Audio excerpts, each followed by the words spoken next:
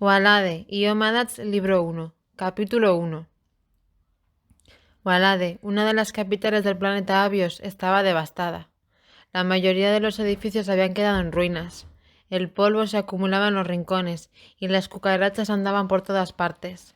Las estatuas de piedra que antes adornaban las calles ahora estaban hechas añicos en el suelo, cubiertas por trozos de ropa, cristales, piedras y multitud de objetos que parecían haber salido disparados de los inmuebles en algún momento. Había tuberías colgando de los pocos edificios que quedaban en pie. De ellas aún goteaba agua, y eso hacía que todo lo que había en el suelo flotara, dejando un olor a humedad que se metía por todas partes. El cielo estaba repleto de nubes grises que no dejaban ver las estrellas, como si les negaran contemplar algo tan horrible. Unos escombros se movieron y saltó polvo por todas partes mientras un chico joven con el pelo morado abría los ojos bajo ellos. Cubierto de suciedad, se levantó como pudo y miró a su alrededor, asustado y sin comprender qué estaba pasando. Observó las mesas en el suelo hechas pedazos. Había trozos de cristal junto a su pie derecho, que se movieron mientras volvía a sentarse junto a lo que quedaba de lo que antes fue el brillante y limpio suelo de su trabajo. Llevaba unos pantalones grises que se habían rasgado por varias zonas, y su camiseta verde tenía un largo corte a la altura del estómago. Además, su pelo estaba lleno de polvo y piedras pequeñas. Se pasó las manos por él y todo cayó al suelo. Y Aaron volvió a mirar alrededor, asustado y confundido. No sabía qué había pasado. Barajó un montón de posibilidades. ¿Un ataque nuclear? ¿Alguien había lanzado una bomba sobre su ciudad? ¿Se había caído algún edificio cercano? ¿Quizás algún problema en el metro? Trató de no pensar en lo peor. Se quedó quieto y observó su lugar de trabajo. Pero ya no era lo que él recordaba. Ahora no había nada de una pieza. Todo estaba roto y cubierto de polvo. No le cabía duda de que estaba solo. El miedo le recorría las venas y su cuerpo, temblando, se tensaba. Se quedó parado sin saber qué hacer. La cabeza seguía dándole vueltas. Entonces pensó en que quizás otras partes de la ciudad estarían bien. De repente se acordó de su hermana pequeña y de su madre. Se puso nervioso y salió corriendo a la calle. Una vez fuera, sorteando trozos de paredes y mobiliario, miró a todos lados y lo único que vio fue más destrucción. Caminó por la calle sin ver a nadie más. ¿Y si él era el único que seguía vivo? ¿Qué había pasado? ¿Cuánto tiempo había estado inconsciente? Todo a su alrededor se volvió borroso y el estómago se le revolvió. Pasados unos segundos, su vista volvió a establecerse y corrió las 2 calles que lo separaban de su casa.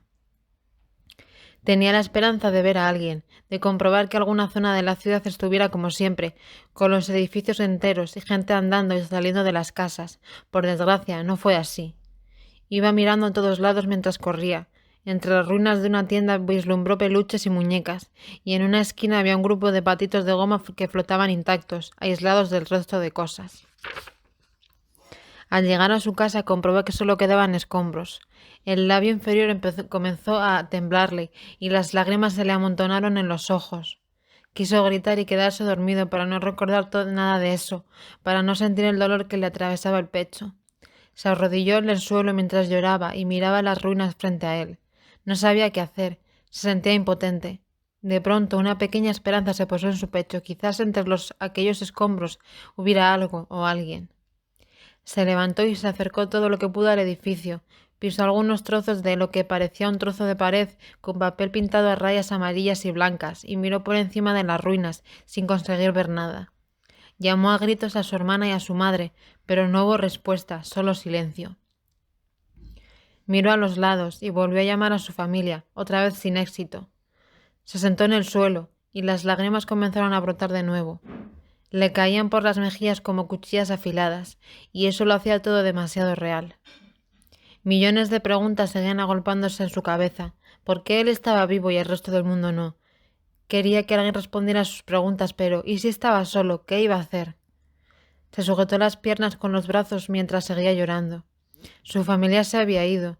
No podía imaginarse una vida de lejos de ellas. Era demasiado duro y real, y eso lo asustaba todavía más. Miró entre las ruinas de lo que antes era su casa y volvió a llamarlas. Todo lo que tenía se había ido. Apoyó la cabeza en las rodillas mientras imágenes de su hermana y de su madre recorrían su mente. Sus sonrisas y sus abrazos, sus palabras y sus manías. Nunca más volvería a verlas, nunca más escucharía sus voces. Miró al suelo y no se dio cuenta de que estaba pisando una fotografía. Al mover un poco el pie, descubrió que era una foto de él con su hermana pequeña, sentados junto a la mesa del salón. La apretó con la mano y la pegó al corazón. Alzó la cabeza hacia arriba, hacia donde antes estaba su casa. El cielo estaba limpiándose de nubes grises, por lo que pudo ver que el firmamento estaba empezando a oscurecerse. Se secó las lágrimas y guardó la fotografía en el bolsillo del pantalón. Se levantó despacio y buscó de nuevo entre las ruinas, pero seguía sin ver cuerpos ni nada parecido. Habían arrasado la ciudad hacia todos y se habían olvidado de él, o quizás lo habían dejado allí para que sufriera por algún motivo. Todo el mundo había desaparecido y ahora no le quedaba más remedio que buscarse la vida. ¿Qué iba a comer? ¿Dónde iba a dormir? ¿Qué iba a hacer? Movió la cabeza hacia los lados, lo que hizo que le saliera más polvo del pelo. Seguía pensando en su familia. Su hermana era quien más le importaba en el mundo. Entonces se dio cuenta de lo insignificante que era ahora toda su vida anterior. Era parte de un pasado que parecía de otra realidad, o quizás un sueño demasiado bueno comparado con lo que tenía delante en ese momento, comparado con todo lo que le esperaba desde ese día. Volvió a sentarse y al ver pasar por su lado un par de cucarachas andando sobre los escombros, no pudo reprimir una mueca de asco. Odiaba a los insectos, le parecían desagradables, y tener que compartir ese ruinoso mundo con ellos no ayudaba. Apoyó la cabeza en las manos y escuchó a lo lejos el sonido de unos pasos. Al principio pensó que era el viento o que se lo estaba imaginando, pero al cabo de unos minutos los pasos se escucharon cerca y alzó la cabeza para ver qué ocurría. No se creyó que los pasos fueran reales hasta que vio a una chica al fondo de la calle. Llevaba una camiseta azul y unos vaqueros sucios y rotos. Tenía el pelo castaño largo y caminaba despacio mientras lo miraba todo. Avanzó un poco más y luego se detuvo. Y Jeron se quedó quieto mientras la chica giraba la cabeza de un lado a otro. Parecía no haberlo visto. ¿Y si ella era la culpable de que todo estuviera así? ¿Y si solo buscaba supervivientes para acabar con ellos? Sin previo aviso comenzó a hablar. Su voz sonaba suave, pero firme.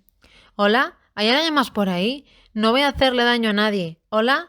preguntó. La chica se quedó de pie, y al ver que no había respuesta, se abrazó a sí misma y suspiró. Y Jeron la miró sin pestañear y se levantó despacio. La chica lo vio desde el otro lado de la calle, y su cara se iluminó como si hubiera encontrado un tesoro. En el pecho de Jeron se posó un poco de esperanza. Ya no estaba solo. Se acercó a ella y se quedaron mirándose un par de segundos sin decir nada. «Hola, pensaba que no había nadie más. Llevo bastante rato buscando. Soy Ryder», se presentó ella con una pequeña sonrisa. «Hola», la saludó nervioso. «Yo también pensaba que no había nadie más. Me llamo Jeron», dijo, intentando sonreír. «¿Sabes qué ha pasado?» Ryder parecía muy asustada. «No tengo ni idea, no me acuerdo de nada, pero parece un ataque o algo así». El chico no paraba de darle vueltas a las dudas que se amontonaban en su cabeza. Miró a la chica que tenía enfrente, su nueva compañera. Parecía tan perdida como él en aquella ciudad que antes resplandecía y bullía con el ruido de los coches y las voces de la gente. «¿Qué vamos a hacer?», preguntó. «No lo sé, pero deberíamos intentar buscar a más gente». La voz de Ryder sonó un poco ilusionada. «Quizás haya más personas vivas». «¿Crees que las hay?» Y Jeron trató de controlar las ilusiones que ya se querían colar en su corazón. «Eso espero», contestó Ryder con la mirada triste. «Antes de que pase más tiempo, deberíamos buscarlos». «¿Y cómo lo hacemos?» «No creo que sea buena idea dividirnos, porque si nos pasara algo no tendríamos manera de comunicarnos». «Supongo que tienes razón». Se miraron sin saber muy bien qué hacer. Acababan de encontrarse y lo primero que tenían que hacer era buscar a más supervivientes. Ni en sus pesadillas más oscuras hubieran imaginado algo como aquello. Nada podría haberlos preparado para todo eso. El mundo que conocían, su mundo, ya no existía, y no sabían qué iba a ser de ellos ni qué pasaría en los siguientes minutos, en las siguientes horas. Todo parecía confuso, negro, sin luz al final del camino, sin posibilidad de recuperar nada de lo perdido, ni de que todo eso fuera un mal sueño. «¿Dónde te has despertado? ¿Cómo has ido?», preguntó Jeron mientras comenzaban a andar. Ryder se miró las manos, y tardó unos segundos en contestarle. «Estaba en casa. Me he despertado y lo he visto todo en el suelo. He comenzado a buscar a mi hermana y a mi madre, pero cuando me he dado cuenta de que era la única persona en casa he salido corriendo. El edificio tenía grietas por todas partes. Pensaba que se iba a derrumbar o algo, pero ha aguantado en pie». Ryder se limpió un par de lágrimas. «¿Y tú?». Yo estaba en el trabajo y también estaba todo en ruinas. He ido a casa, pero tampoco había nadie. Ha sido horrible, murmuró Guillermo con la voz apagada. Caminaron en silencio durante un buen rato mientras buscaban supervivientes. De vez en cuando gritaban por si alguien podía oírlos, pero no obtenían respuesta. Entraron en la que antes había sido la calle principal y después fueron hasta la plaza central, donde se encontraba el museo de la ciudad. Todo estaba en ruinas, cubierto de polvo. Lo único que seguía en pie del impresionante edificio del museo era la estatua de la entrada y algunas de las paredes. La estatua estaba dedicada al descubridor más importante de la década, que siempre había sido lo más admirado de la ciudad, y ahora tenía restos de otros edificios encima, y el rostro cubierto por un trozo de tela. A su lado, las escaleras del museo estaban hechas a trizas. Ni un solo tramo permanecía intacto. Después de andar durante lo que les parecieron horas en busca de supervivientes, se pararon frente al puente que conectaba esa zona con el lado sur de la ciudad. Las dos estatuas que había a los lados les dieron la bienvenida.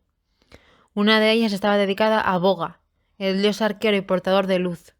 No había nadie con una puntería mejor que la suya. En el otro lado estaba su hermana, Anil, la diosa de la victoria y la inteligencia, con los típicos libros a sus pies, una corona dorada en la cabeza y el pelo suelto como si le estuviera dando el viento. Ambos eran hijos de los dioses más importantes, Beaza y Huil. Eran los más poderosos y sabios.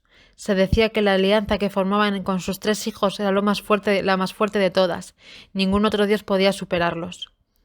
Ryder se apoyó en la pared más cercana mientras se masajeaba las piernas. Creo que hoy no vamos a encontrar a nadie más, comentó cansada.